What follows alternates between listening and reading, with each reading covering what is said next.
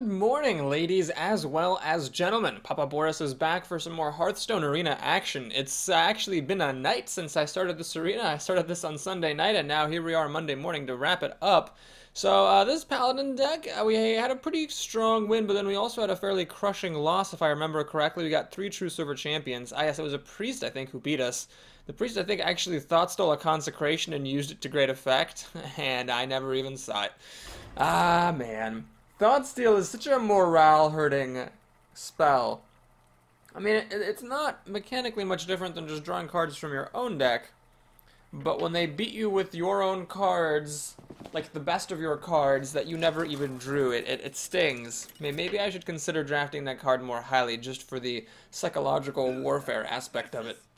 Malka the Hunter is our opponent here. I will fight with honor. Alright, well, I don't actually want this raid leader. Well, on the one hand, I prefer to drop the raid leader later when there's more on the board, but on the other hand, sometimes just getting a +1 attack buff is worth it. It's not nearly as good as a Shattered Sun Cleric, of course, then, because the Shattered Sun Cleric is a 3/3 and gives health, but it's better than nothing.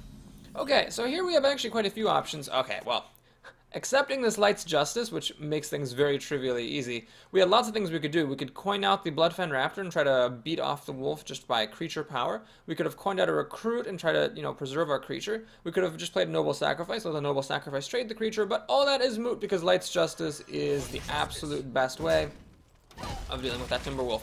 This is, by the way, a really good illustration of why 1-mana 1/1 creatures are just bad. It might look cool, like, oh cool, my other beasts have +1 attack, that's such a great buff, but the body is really important. And this just dies to, like, everything. So what you really want to do, and it looks like we are playing up against a newer player, what you really want to do is... Hi. What you really want to do is, like, wait on your Starving Buzzard, and then play it, like, on turn 3, let's say, and then play the wolf right after it so you draw a card. Something like that. You don't really want to play that wolf down on turn 1. There's just too many ways it can die. Okay, so we have a couple of options here, as I so fondly love to say. One is just to play the raptor and then try to kill off the buzzard that way. My inferior creature for his inferior creature. Another option, though, is to play the noble sacrifice and see if he'll attack with the buzzard and let it die. I suspect this player is actually going to do that. Generally, I would say you don't want to assume that your opponents are bad, but in this case, he seems not to be too concerned with playing correctly. And... another thing I could do is I could hold on to this coin and try to maybe coin True Silver Champion next turn. That would waste this weapon, though, and the weapon is pretty good for now. I could just make a Recruit, try to use the Recruit plus the weapon to kill the buzzard. Lots of different options here, lots of different options. Let's hang on to that Noble Sacrifice till a later time, and we'll just try to do it this way. So if my opponent takes out this Recruit with the buzzard, I can just finish it off with my weapon. So he's not going to do that, which is smart. He's going to just steady shot. Perfect. Okay, so my opponent did absolutely nothing. I got to keep my coin. And I have a couple options here, as I so frequently do. I could play the raid leader, and then that will buff the Recruit and let me kill the buzzard that way, preserving an attack on my weapon. But do I really care about preserving an attack on my weapon when I have a True Silver Champion in my hand? No, I just want to use this damn thing. So what I think I'm going to do here is just play the biggest thing I have, and we'll kill off the buzzard. So my opponent, unfortunately for him, did not have any more beasts to play after the buzzard.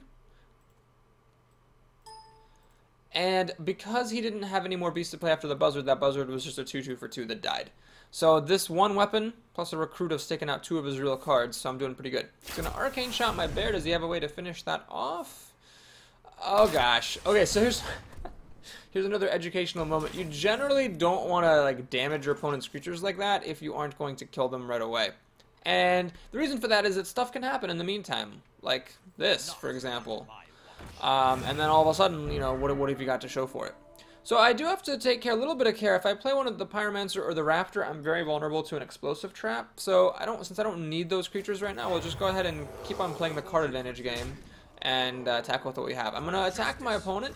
Not because I think it's correct to attack with Light's Justice and use it up that way, but because I'm probably going to play True Silver Champion very soon here, and then I'll be wasting whatever's left on the weapon.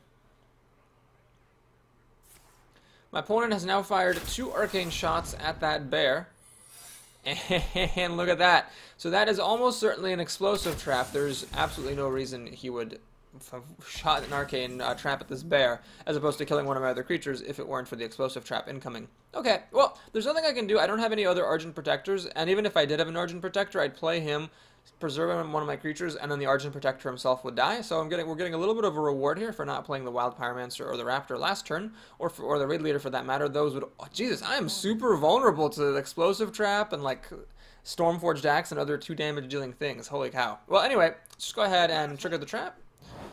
Look at that. Boing. I'm actually down kind of low. Well, we'll play the Violet Teacher. And here, I'm going to actually use the coin and play a Bloodfen Raptor. For justice. I'm going to use up the last tick of my weapon because I really want to get True Silver Champion into play. I might need this just for the life gain and just be attacking my opponent with it. I mean, 17's a little bit scary against a Hunter. The only reason I'm not that worried is because I have such a massive card advantage against my opponent. I mean, I've just been, like, you know, doing great things this whole time. Okay. Well, I think the best move here is just to play the Raid Leader. Let's keep it simple. And then we can use our crappy Raptor here to kill off his 6-mana creature. That's a great example, by the way, of why I don't like the Priestess of Elune very much. If she were a 4/5, maybe I'd be a little bit more... I'd find her more appealing, because that's the magic Chillwind Yeti level of stats. But a 5/4 is just too vulnerable to crap like that. So anyway, let's go ahead and play this dude.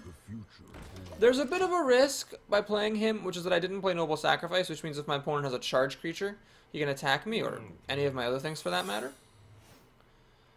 He's giving me a well-played... I can't imagine he's killing me yet. So he's got this trap here. Well, that's a good thing to see. In case this is explosive trap, let's just wait on playing him, just in case, you know, I'm going to end up dealing 2 damage to everything. I don't want him to get damaged for absolutely no reason. I think we'll just keep it simple. I'm going to play True Silver Champion here, and I'm going to use the tick of the weapon to kill off this wolf, because it gains me a little bit of life. And I like that fact. We're going to go ahead and see if this is another explosive trap. It isn't, which suggests that perhaps it's a snipe. In any case, with 3 cards, and 8 mana, you shouldn't be able to do 16 damage to me, so I should be fine. I never ended up playing this guy after all, did I, huh? I used the weapon instead. Alright, we have another secret incoming. Should be okay, though. Note, an important rules point, you cannot play 2 of the same secret. You cannot have, well, you can, but you can't have 2 of the same secret and play at the same time. So, these cannot both be explosive traps. So, let's go ahead and see what this is. He has got 1 explosive trap. It looks like the other secret might have been a snipe. But it doesn't make any difference. We're going to deal just enough damage with our weapon to win, and that is the game. So, seems like there maybe, even with BlizzCon notwithstanding, there's been an influx of some newer players. We're starting to get some freebie games that we hadn't been getting for like the past week or so, which is fine. I will take it. That is one of the interesting philosophical questions about Hearthstone, because Arena gives out prizes, and because those prizes make a really big difference. Like, it's the difference between having to pay $2 every time or being able to play for free indefinitely, basically. You can ask, you know, is this a predatory system where the really good players prey on the weaker players who are choosing to play the game? Because after all, you know, if the weaker players didn't play, if everybody was really great, if everybody was, you know, Dr. Ace McHouse, then the good players would be playing against each other, and it would become much more difficult to go infinite. I mean, if like, let's imagine that everybody playing the arena were at my skill level, or, you know, a little better or a little bit worse. I probably wouldn't be able to go infinite in the arena. I'd probably be average then. I'd be pulling, like, you know, 3 wins, maybe get lucky here or there, but I wouldn't be able to play indefinitely. So that's kind of an interesting thing, is, you know, do you think that the system is fundamentally preying on weaker players? And it's a tricky question. I don't know if I can justify it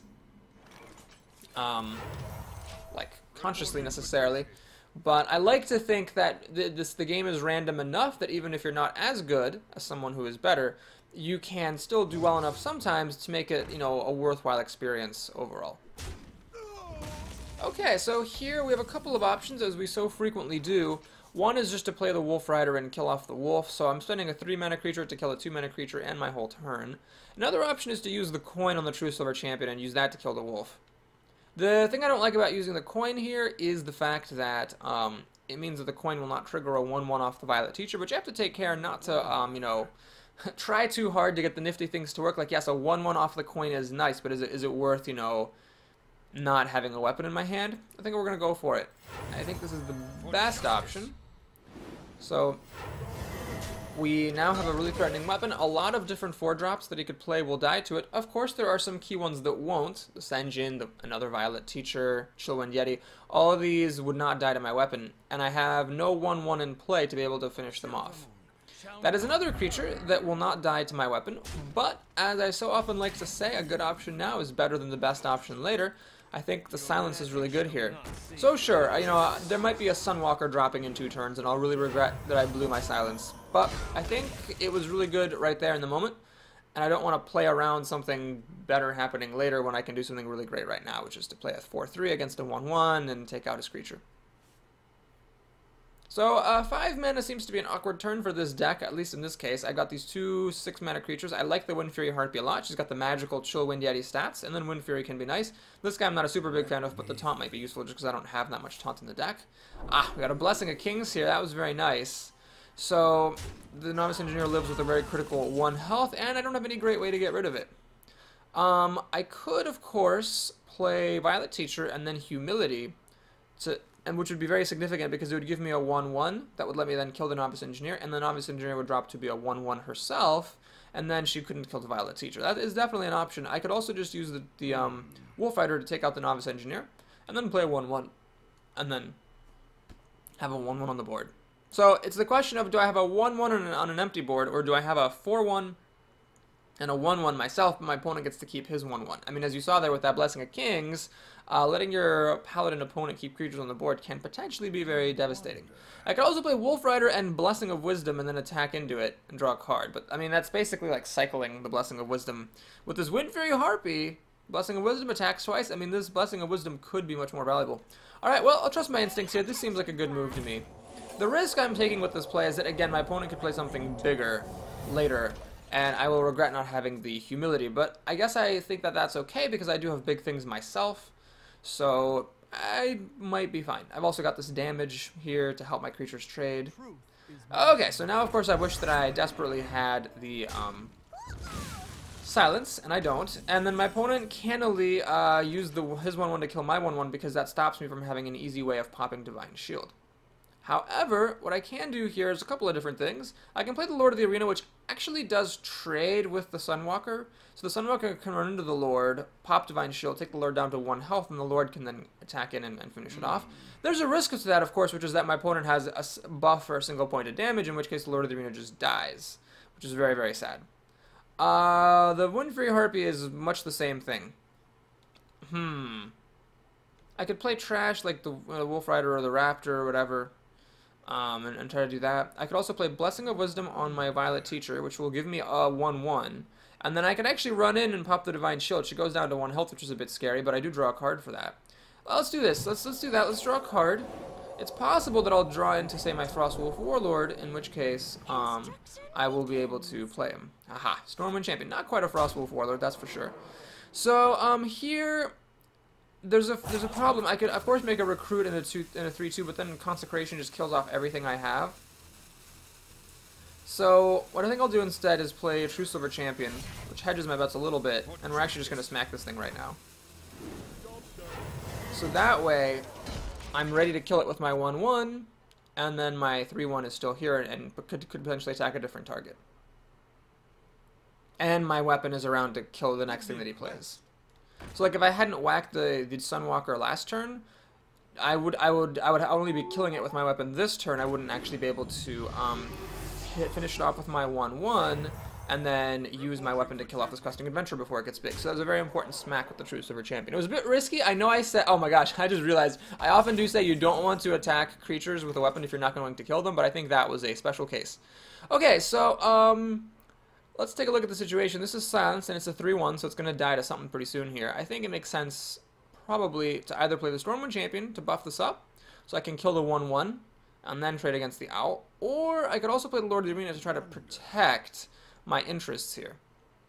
The Wind Fury Harpy would be a very aggressive move. I could, for example, attack the Violet Apprentice with the Violet Apprentice. I could then kill the Questing Adventure, play Wind Fury Harpy, and threaten to start dealing massive amounts of damage. Well, Stormwind Champion is nice to drop when you have more stuff on the board, but I'm not really going to get more stuff, am I? Granted, the buff doesn't really do much other than let this Violet Teacher kill off a 1/1. That actually is fine, though. Alright, what we're going to do, we're going to play Stormwind Champion. I shall do as you say. We'll run that in. Attack. Kill off the 1/1. And, well, I've got more cards. I got card advantage with the True Silver Champion. The Blessing of Wisdom, I think, just got me one card this time. So I've got as many cards as my opponent, but a much, much bigger board. He could, of course, still come back with, you know, trickery, such as the Paladin is famous for. The Wolf Rider has charge, but even with the buff from the Stormwind Champion, it doesn't actually survive against either of these, so it's kind of lame. And the Bodifist Ogre is a pretty good drop. Yeah, it's a really good drop. There's no question about it. Oh my gosh! Wild Pyromancer plus Equality is a known combo. It will actually kill everything except for the Wild Pyromancer himself. So basically, I play him, I play Equality, everything's health goes down to 1. This thing, however, is still getting pumped by the Stormwind Champion, so it'll be still a 3/2. And then the Wild Pyromancer's ability triggers, everything takes a damage, so the Ogre, the Argent Protector, and the Owl all die. But then, of course, so does my Stormwind Champion. So do I want to reset the board here? Or do I want to take my chances against the Ogre? Well, if I play the Lord of the Arena and my opponent has a Silence or True Silver Champion, he can get past and then kill my Stormwind Champion or deal a bunch of damage to me. So I think actually now is the time to do that combo. Yeah, we'll do it. So it's important, of course, to swing first to get that damage in before the Stormwind Champion dies off. I'm a bit sad that he's dead, but such is life. Let's go ahead and get a little bit risky here. I am overextending against Consecration, but basically my hope is that if he Consecrates, that will be most of his turn. He won't have a good drop after that, other than a Recruit and something junky, and then I can maybe play my big creatures and catch up. No Consecration. Wow, Stampeding Kodo to kill a 1/1. That is good news. And Raging Worgen. Okay, well, that was exactly what I needed to have happen, because I needed him to have a bad turn, and he did. So, do I play the Abomination? It is protective, but it's not really using my mana very well. Well, I guess I could use the Abomination on the Wolf Rider, but I could just as easily do one of my 6-drops in the Wolf Rider as well. Well, let's go ahead and play defensively rather than aggressively. Now we'll play the Wolf Rider, and we'll kill off the dangerous creature there. The Lord of the Arena theoretically holds the fort against the Kodo, so we're going to swing for 6. The alternative was to trade both my creatures in for the Kodo, but I don't want to 2-for-1 myself unless I feel like I am really desperate. And at 19 health to his 18, I'm not exactly desperate yet. Oh my god, he has another Sunwalker. Well, I do deeply regret now that I didn't hold on to that Silence, I suppose. Alright, Light's Justice. I could play it. Yeah, I think I'm going to have to play it. I mean, this hurts, and I don't do this lightly. But I think it's really important to get that Sunwalker dead and out of here. So we'll do that. Then we're going to use one of our... Actually, I'm going to use the Wild Pyromancer. I don't think I need that ability. Yeah, we'll just do this. And here we're going to be a little bit aggressive. We'll play the Wind Fury Harpy. Oh my gosh, don't forget to attack with your creatures. It's always so embarrassing when people are like, Boris, you didn't attack with your creature in the comments. And I'm like, oh, Jesus. This is the shame. So now I've got this 6/1 Lord protecting my stuff. This I don't actually mind too much. It's just stuff on the board. This is a very good card on an empty board. It's not as good when you're desperately trying to hang on. Oh my gosh, my opponent actually has a lot of damage here. This is 11, 13 damage. Well, can I win? That would really be my best bet at the moment. Oh my god. The pro commentary from Papa Boris. Winning is my best bet at the moment. I don't know about future turns, though. Okay, so we've got 8 damage, 11 damage, 12 damage, 13 damage. Well, here's what's interesting. I can play this. Yeah, I play that. If my opponent doesn't top deck a Silence, then he's actually at a very awkward position, because when I ping him with my little dagger here, if he doesn't have a Silence and he has to go through this, and once it dies, it'll actually kill him. So I'll play the Frostwolf Warlord as well. So really the only out a Paladin has here is Consecration plus Equality, but he obviously only has 1 card, so there will be none of that. He actually has the Justice to stay in the game. And that'll kill off a bunch of my stuff. But the Frostwolf Warlord is actually huge enough that even trading in the Silverhand Knight isn't going to do it. So I'm actually going to steal a game here against a fellow Paladin. Was there a better way for him to do that? I mean, maybe there was. Hang on. I mean, he could have run the Silverhand Knight into my into my Abomination. That would have killed off his Squire. Oh yeah, that would have killed off his Squire, but he had no way around that. Then he could have used the Ventricle Mercenary to kill off my Frostwolf Warlord, and he could have used Justice to kill off my Wind Fury Harpy. He could actually have cleared off my board and kept himself around with a Justice at 2 health. Huh, I mean, yeah, I think my opponent just messed up there. Yeah, I was out of cards. So, he would have been at 6 health, which is where he ended up. My dagger wasn't enough to kill him. Yeah, he messed up. Well, okay, we'll take the win there, that's fine. So, these are really good 4-drops. I'm actually just going to keep them both. I'll keep this whole hand. So, it's a bit risky because this Argent Protector's Battlecry is likely to be wasted. My recruits obviously do not have a very high chance of surviving. Now that I drew another one, I'll probably just play one and then see if I can hopefully get the other one to buff the first one on the next turn. Wow, my opponent messed up. He just totally messed up. Yeah, so against another class, I would hold on to this and just play a recruit, but the problem is the mage is just so likely to use hero ability to kill the recruit. We're just going to try to make some progress here. Yeah, he could have run the Silverhand Knight into the Abomination. My Squire his Squire dies. His Ventricle goes to 4 health. My Frostwolf Warlord goes down to 7 health. We'll actually play this, because it's using up more of my mana. And there's no need for Divine Shield. If she had played like a 3-2 or something, obviously I would have Divine Shield and killed it. Yeah, man. You know, I could have really lost. That was a really good top deck for my opponent, the Justice there. And he would have then had a creature on the board to my nothing, and I had no cards in my hand other than a weapon. So yeah, I would have been in trouble. Alright, he's gonna do that, which is a totally fair move. It wastes a point of healing, but that's fine. So here is so often the case, I have a couple of options. I have lots of options. I could play an Argent Protector, buff this, run in, pop Divine Shield, run the other guy in. Okay, that doesn't seem that great. I could play Raid Leader, which is actually enough then for this generic 2-2, which is a bad card. A 2-2 for 2 is nothing that great. To trade for the 3-3, and then I actually swing for 6. That seems pretty good. I could True Silver Champion, attack this, and kill it. That's all I'm doing with my turn then. So if I play the Raid Leader, I'm exposing myself to a Blizzard, which would kill the Raid Leader, this thing, and then get this down to the point where the following turn it would die as well, unless I put Divine Shield on it. Aha! Maybe I can protect it with Divine Shield in case of Coin Blizzard. Alright, we'll go for it. That seems fine. Actually, yeah, Blizzard's not that enticing either, because I am trading a creature off. Okay, so this seems really good. Man, as I've said before, if you think that a card is bad but it keeps being good, you have to at some point decide that it's not just luck, it's actually a good card. Is this actually a good card? I mean, it's been good for me more than once. It just dealt 6 damage to my opponent, and does he have a coin? Oh, nope, no coin or anything. It dealt 6 damage to my opponent there. It's like, you know, done the crazy card drawing thing for me before. I don't know, man. Okay, so I have Humility, which is interesting. So I could True Silver Champion, attack this, but then of course it's still at 1 health. And then I could use Humility to drop its health down by, or attack down by 2, which would allow then my Farseer to pick it off. Another option is, of course, to use Argent Protector, Divine Shield, smack for 2, but then the issue is, well, then I still actually need to use Humility after that to prevent my creature from dying. I think it's worth using Humility when it stops your creature from dying. So do I put a creature on the board, or do I use the weapon? Well, let's get the weapon into play. And I do, by the way, want to kill this thing off, because, that's just a very dangerous card for mages to have around. Mages have so many spells. If I run in with the Raid Leader, I take the Raid Leader down to 1 health, which makes it easier for my opponent to finish it off. If I use the Farseer, I'm more vulnerable to Blizzard, but a Blizzard for 2 creatures, especially when I've already got use out of both of these creatures, is fine. Now, my opponent's done, like, nothing all game, so she does have 8 cards here to my 6. One of them is the coin, though,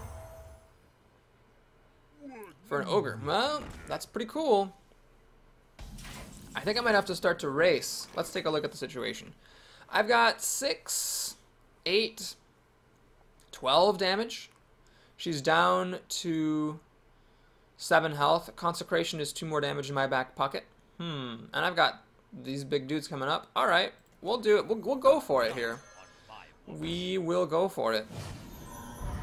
Let's make a recruit. So some global removal from my opponent would be very, very strong. The question is, do I attack with the weapon? So if I don't attack with the weapon, I risk running into an ooze or a taunt blocking me from attacking with the weapon in the future. If I keep the weapon around, though, it inhibits a lot of her plays. I'm going to keep it around. There's just so much that this will either kill or almost kill that I think it's worth it. So a blizzard would really bail my opponent out. It would freeze everything and kill most of it. So that's the thing about mages. Mages could always have an answer. Now, she didn't have a blizzard for me there. She just had a secret and stuff. This is a fine turn, as far as I'm concerned. Just going to kill off my buffer, which is very sensible. Now, let's take a look at the situation. So, if this is Vaporize, I would really want to run the Argent Protector in. I don't need the health at the moment. Yeah, do I want to use Consecration to finish off the Sorcerer's Apprentice, basically? I think we're going to go for the kill here. I mean, this is lethal damage if it's a mirror entity, which it might be. Ah, it's not mirror entity. Could still be a counter spell. Let's go ahead and see what it is. All right, well, it's not a... Oh, it could be an ice block, I guess. If it's ice block, then it's ice block. It's not ice block. Okay, so that was a counter spell or a spellbender. Volcanaro the Mage. Ooh, that's a good mage name. Tried to mind game me with the secret, but I went for it, and it was the correct decision. Yay! 3 victories with any class for 40 gold. I would so much rather have 7 victories with any class for 100 gold. You know, I wonder if the quests are of different rarities, like if the more expensive ones come up later. Because the win 3 games with any class, I've gotten that one a bunch. I've only gotten the 100 gold, 7 victories with any class quest once. Now maybe it's just, you know, maybe that's just luck of the draw. But it might be that one is just rarer. Alright, so I traded a 6-drop for a 6-drop. Everything else was a pretty good keeper here. So the Light's Justice, I mean, I think it's a card I used to undervalue, but man, there are so many times when you just need 1 more damage to kill something. And so just having it on hand and being able to do that, you know, 4 times during the game is pretty good. Alright, I do have a True Silver Champion in my hand, so that's why I'm going to attack my opponent. Again, I wouldn't do that if I wasn't holding on to a weapon that I'm pretty sure I'm going to want to play pretty soon. Alright, well, this is both good and bad. It's good. It's bad, obviously, because it killed my weapon. It's good, though, because he killed my bad weapon. I will just play this. If I didn't have this, what I probably would have done is actually coined out an Eldar Peacekeeper and try to trade the Ooze. But since I have a reasonable alternative, which is to just trade his 2-drop for mine, I'll just go for that.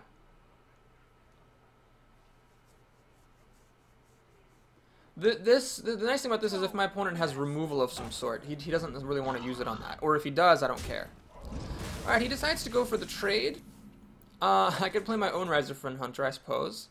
I could play Elder Peacekeeper, that's a bit weak. The Bear will just die to Razorfen Hunter plus Hero ability, or Hunter plus the Boarling.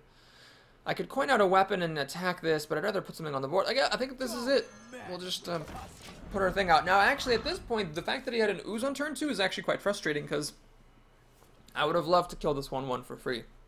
And then also be able to kill this with my Razorfen Hunter. That is sad. So I'd say my opponent won the opening. I mean, it's anyone's game, but he definitely won the opening salvos with that Ooze for my turn 1 weapon. Well, it's a good thing I attacked him, because that's an extra point of damage that I wouldn't have had if I had just been sitting on my weapon. Soul the Forest, okay. Well, that's a card that, you know, could sometimes be totally terrible, so I definitely appreciate my opponent's desire to get it out there early. I can win back some of the card advantage, though, thanks to True Silver Champion. Let's kill this thing. And let's kill the tree. It's a bit sad that he's a druid. Of course, he has to be a druid to be playing Soul of the Forest. But he can use the hero ability to pick off my Razorfen Hunter. Granted, that would be 2/5 of his turn, so he might not want to do that.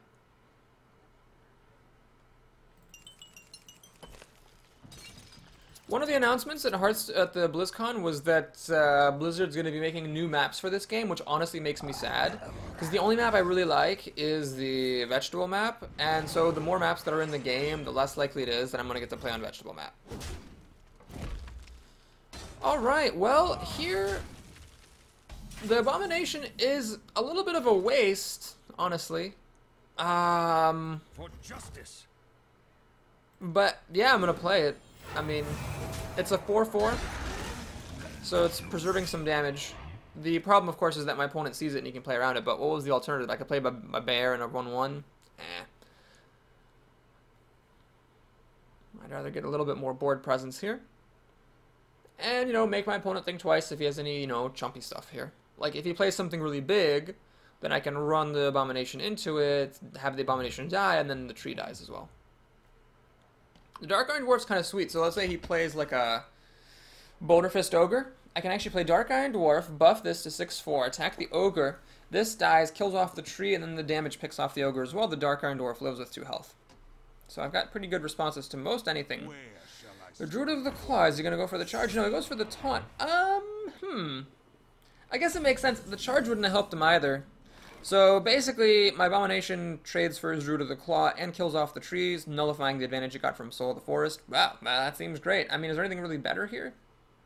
No, I don't think so. Let's just do that. It's a really good Abomination. Man, maybe I should start valuing that card higher. So do I play the one Lord of the Arena, or do I play a couple of things? Let's go ahead and just play the Lord.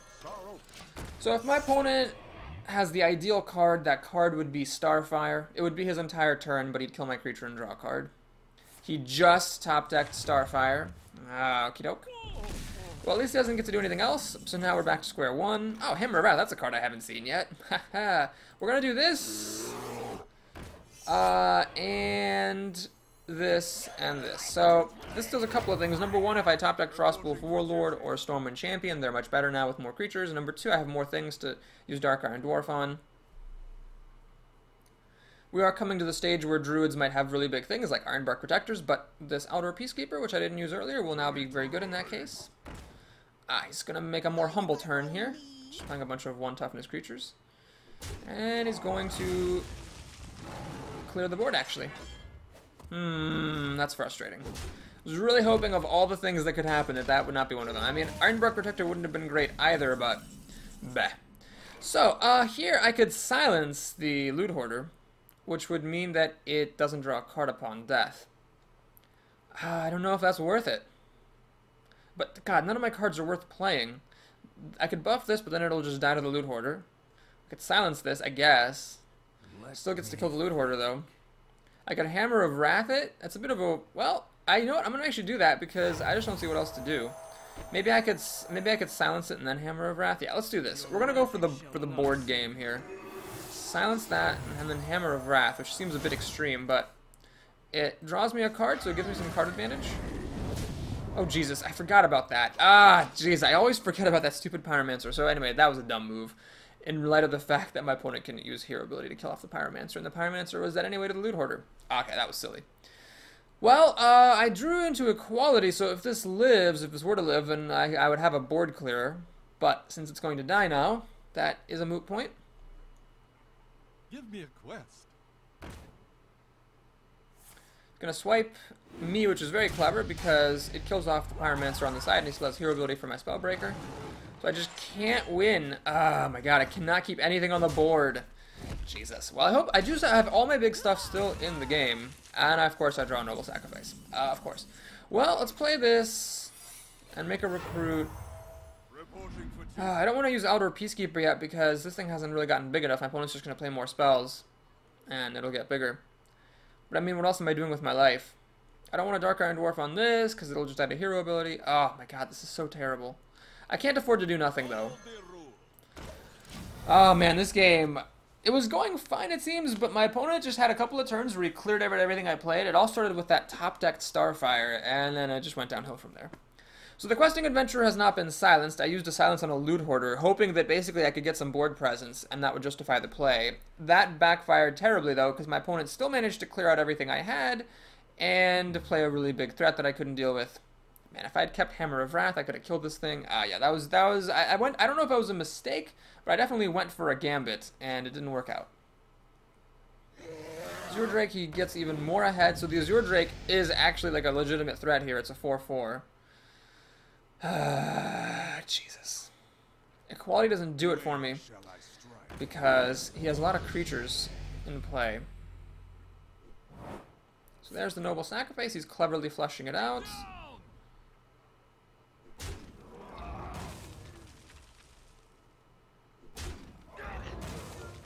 Okay. Raid Leader does not help at all. The Dark Iron Dwarf is nice, though. We'll kill off this questing adventure before it gets any scarier.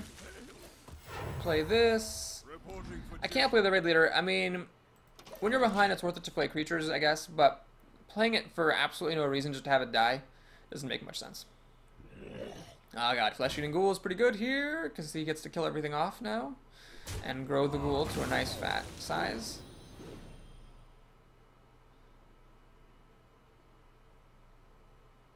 Oh my god, this game went so badly. So what could I have done differently? I could have left the Loot Hoarder alone, and just... Problem is I had nothing to play. The Outer Peacekeeper and the Spellbreaker and the Dark Iron Dwarf were all kind of unplayable there. Maybe I could have not used Hammer of Wrath. I could have just silenced the Loot Hoarder and then attacked with my Pyromancer. And then not played Hammer of Wrath. Okay, well anyway, we're going to go ahead and concede this, because this is ridiculous. And there's no coming back at this point. I never drew any of my big stuff, and that's the game. Oh man, well it was a combination of bad luck and bad moves on that one. The Starfire and the Azure Drake put him ahead, and then there was that one play with the Loot Hoarder, and he also had the Swipe, of course. Granted, you know, Swipe is a common card. I shouldn't have used the Hammer of Wrath because it triggered the Wild Pyromancer and made Swipe an incredibly enticing play. Yeah, I guess the Swipe was all he needed to clear my board out. Ah, man. Balls. Kidus or Sidus the Rogue? Do I keep Equality? Probably not. Oh, I have Pyromancer Equality. Well, that's a nifty combo, but... Man. I don't think it's relevant early in the game. Well, alright, I'm going to hang on to it just in case. So basically, I'm conceding that if the game state is such that the equality makes no difference, I'm basically keeping a dead card, but just in case things do get out of hand, the pleasure is mine. It's nice to have. Well met. Alright, I don't really want to... Well, do I want to coin this out? Maybe I do. If she has a backstab, it kind of sucks, because the backstab on the Pyromancer would allow her to actually trigger a Defiant Ringleader combo. I don't really want to open that up unless I have a good reason to do that. I don't think I do, so I'm just going to pass the turn. So I'm second against the Rogue, so that means she has no coin for her Ringleader, potentially. And she's going to dagger up.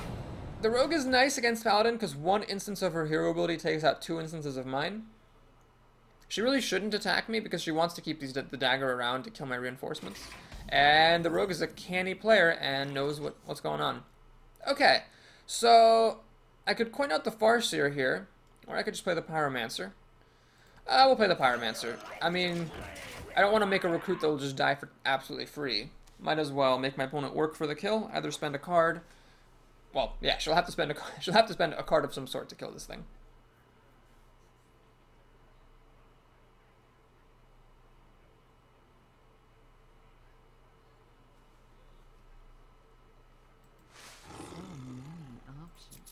So many options.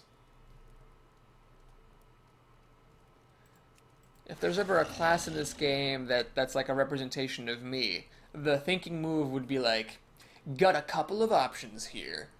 Oh, that would be a pretty great thinking sound, actually. Everyone's always like, or like so many options, or like what to do.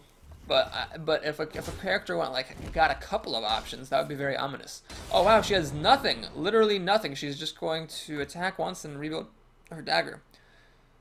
Deadly Poison? That is, hands down, one of the most bizarre plays I have ever seen. She could have just put Deadly Poison on and killed the Pyromancer. She had both charges on the dagger at the start of the turn, why not do that? Huh. Well, let's see. So I can play this guy, but he will just die to the dagger. So will the bear. Granted, something's going to have to die to this. I could, of course, make it difficult for her by playing Argent Protector, and that is what I will do. Although it doesn't use up all my mana, I think it's kind of nice to protect this creature so that she'll have to use one charge of a Poison Dagger to bop the Divine Shield. And that's important because that's basically wasting half of the Poison Dagger. she could pop the Divine Shield for free without the poison. So, I like that. I mean, she could, of course, have a Shiv or something, but I'm making her work for it. Ah, she's gonna silence it. Well, that's okay, I think, because, honestly, I'm not a big fan of that guy's power anyway, so I might as well have it get silenced. Okay, again, I'm not gonna use up all my mana, because I just wanna, you know, make it a little bit difficult for her to get value out of this Wicked Knife. So I put out a 1/1 here, which can maybe kill the Owl. This is my And I'll swing for 2. So the Owl did some good things. It stole a Divine Shield, which allowed the Poison Dagger to come through, and then it can also trade into my 2/2. And then the Poison Dagger kills my 2/3. So she's got 5 mana, and I have a Piglet on the board. 6 cards to my 6 cards, but one of them is the coin. So I guess the Rogue ended up coming out okay in this game, just because she had the weapon.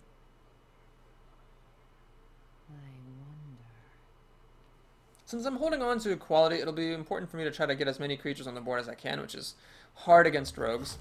But I'll try to be using, you know, my reinforcements plus other stuff rather than trying to make any big plays.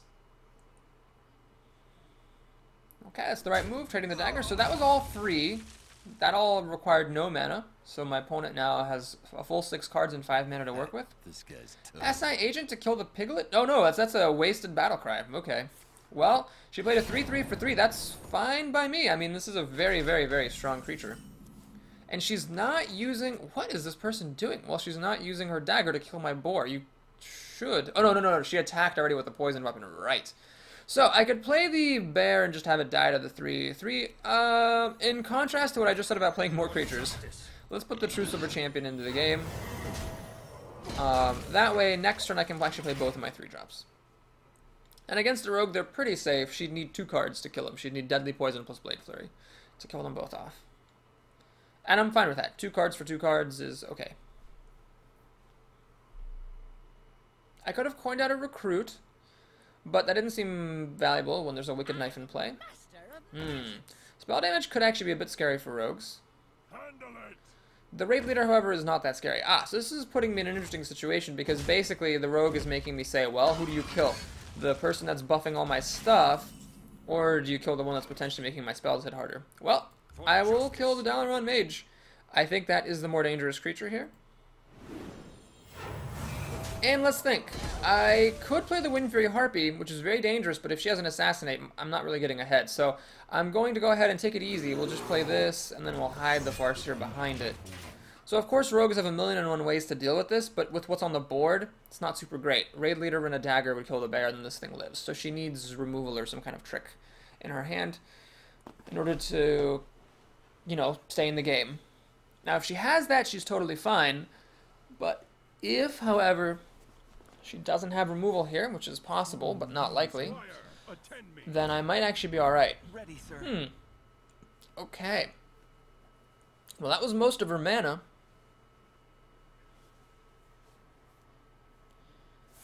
Eviscerate. Very well, very well. So she kills my dangerous Wind Fury creature there. Fair enough.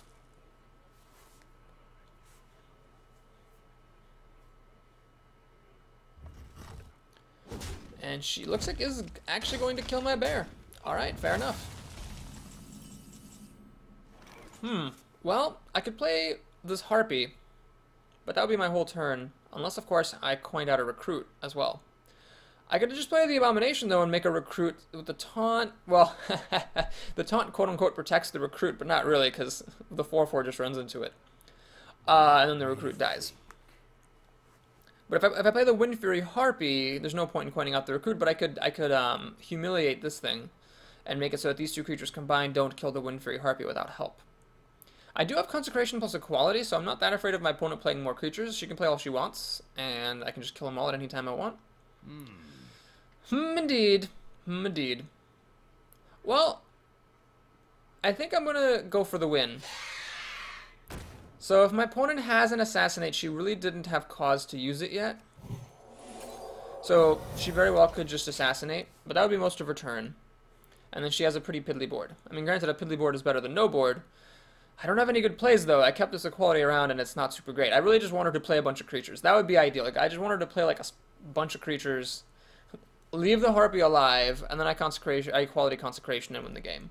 But since she's at 15 health, she's going to need to kill this thing. Ah, that's a very good play. It allows her to kill off this Harpy by trading off the Knight and the Squire. Will my opponent know to do that, or will she be tempted by the fact that I've got 2 taunters in the way, or that she's got 2 taunters in the way? Well, I think on principle, you know, don't let paladins keep creatures. Do you want this getting Blessing of Kings on it and Dark Iron Dwarf and a Divine Shield? I think the correct move, probably in the abstract, is to kill the Harpy. Although I will confess I might be biased by the fact that I have the board clear in my hand. So if she leaves my Harpy alive, she's totally boned. Cold Blood, god damn it, are you kidding me? Ugh, that's terrible. So she gets to kill the Harpy and keep her creatures. That sucks donkey balls. Crap. Okay. Well, I'm tempted just to play this thing. I don't really need to use the Wolf Rider here, because this guy will take care of business. I mean, if the 6-1 runs into it, these two both gone into 1 health, then the Consecration will finish them off. I don't know if I need to use the Wolf Rider here like that.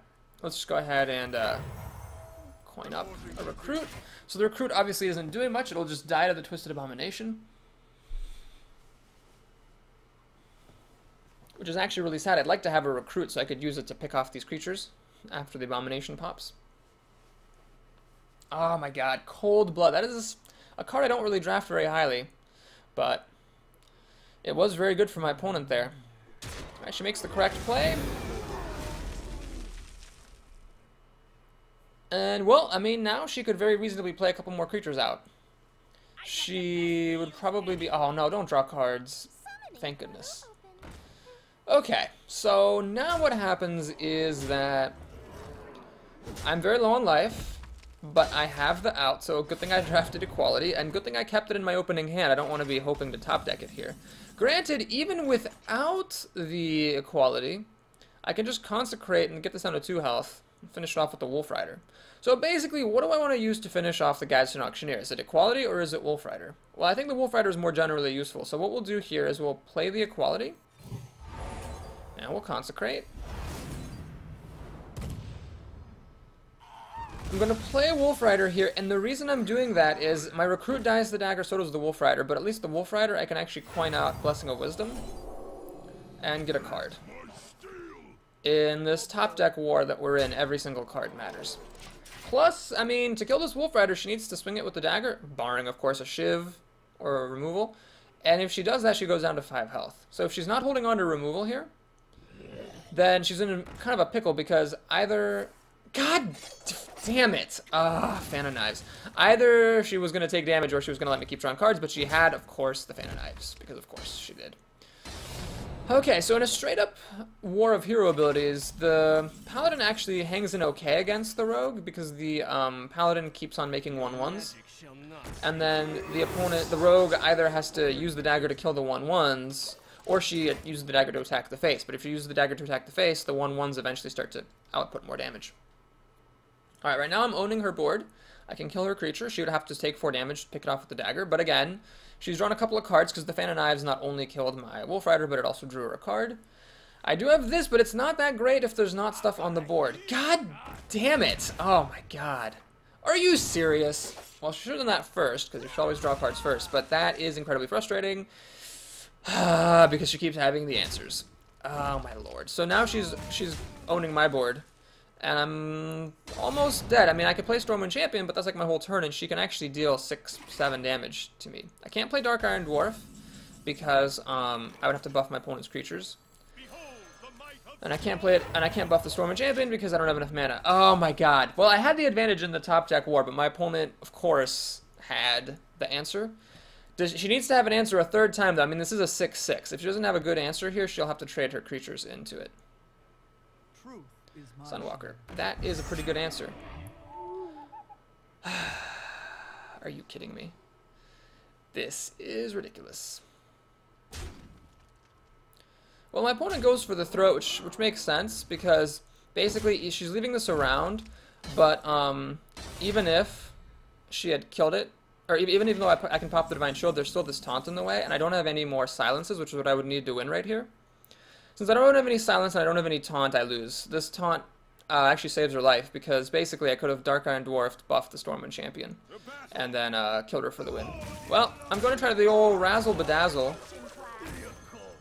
and we'll see if my opponent falls for it. She trivially, of course, has the kill here, but you never know. It's always worth it to just pass the turn as though nothing is the matter, and see what the opponent will do.